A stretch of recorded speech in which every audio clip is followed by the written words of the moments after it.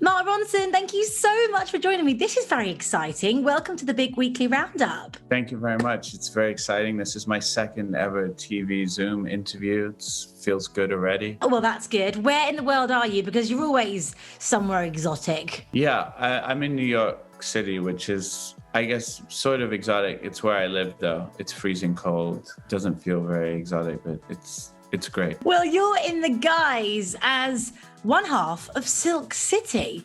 It's your collaborative project with the amazing Diplo. People might not know about it. Can you explain it?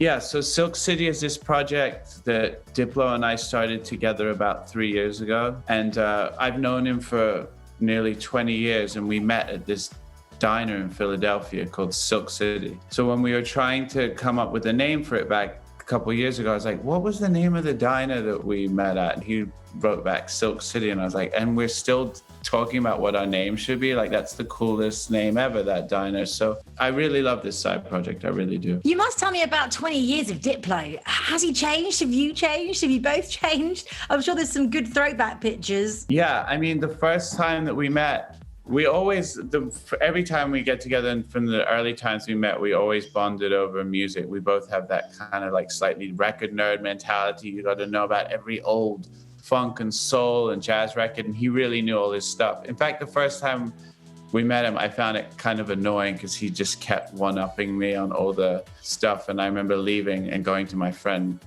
Ben, your friend Wes, which is Diplo's real name. I was like, he's annoying. But of course, it was only because I was jealous. So we've always kept track, and I've seen him as he's just gone from like this to this to this. It's cool because you know somebody put in the work when you know them that long, and how talented he is and how much he's hustled. So yeah, it's great. And it's great to actually finally, put our friendship and that stuff together.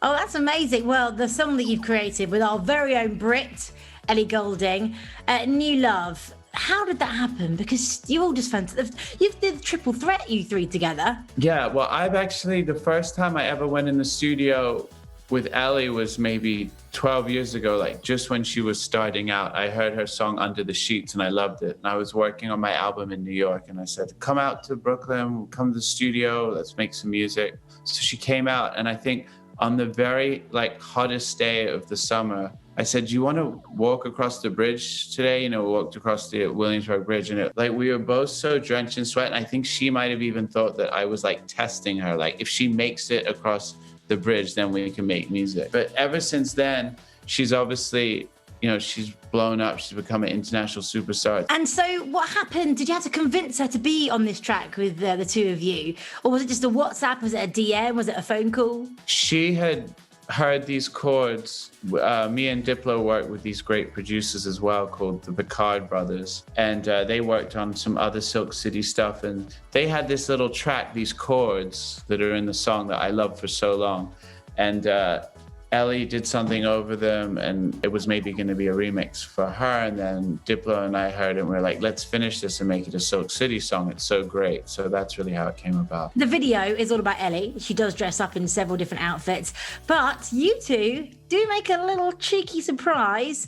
It's like an Easter egg hunt, isn't it? Yeah, it's or just a cheap COVID cameo. It's probably the same thing. I mean, I love being in the videos. Obviously, when the people that I get to make music with, Dua Lipa, Miley, Ellie, they're such superstars, and you just want to watch them. Whenever I'm in a video with somebody like that, I'm in it for 10 seconds, and that's fine with me. But this one, I think they were like, let's sneak Mark and Diplo in a little bit. Everything has changed though, hasn't it, really? Even the last few years with TikTok becoming a huge thing where people now can release music. Are you enjoying the change of it all, or do you miss the good old days?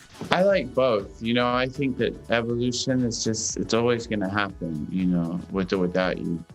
There's no point in complaining and griping about it. I love stuff about putting an old record on and letting it play from start to finish. And I also love going on Instagram or TikTok or whatever to see what people are up to. So it's kind of both. I mean, Diplo is obviously way more better at social media than I am. He's just posting all the time. I just want some of his followers. That's why we started Silk City. That's the real reason. Just because he's an influencer, really, isn't he? Let's be honest. Yes, he influences me every day. And, you've worked with so many amazing people. Gaga, Amy, of course, Bruno. Who has been your fave that just set you alight when you got in the studio with them? Honestly, everybody. I'm not just saying that to be diplomatic. Everybody has their own thing that's so special. I mean, working with Bruno was a lot of fun because they just have so much fun in the studio. Him and Phil, who he writes with. They're just all jokes, clowning jokes. It's like watching a stand-up comedy routine. And then all of a sudden they're like, oh, should we make a song now? And then they write the biggest hook of all time. And you're just watching going like, is this fair? I think Bruno knows how to really have a great time in the studio. What is next for Mark Ronson? Is it more Silk City? Do you want to go more down your own route, or maybe write a book? What's happened next? I think all of those things, honestly. I'm just always working. COVID's been different for everybody, as opposed to I love being in the room with people, studios, feeding off other people's energies. That's not as much there, and haven't been on the road, maybe like interacting with crowd, which is always a great source of inspiration. But you just kind of figure it out. So I'm never going to stop creating music. So I'm just a bit more like in my basement with the beats, just doing that. And then we'll see what happens when, the world opens back up a bit again.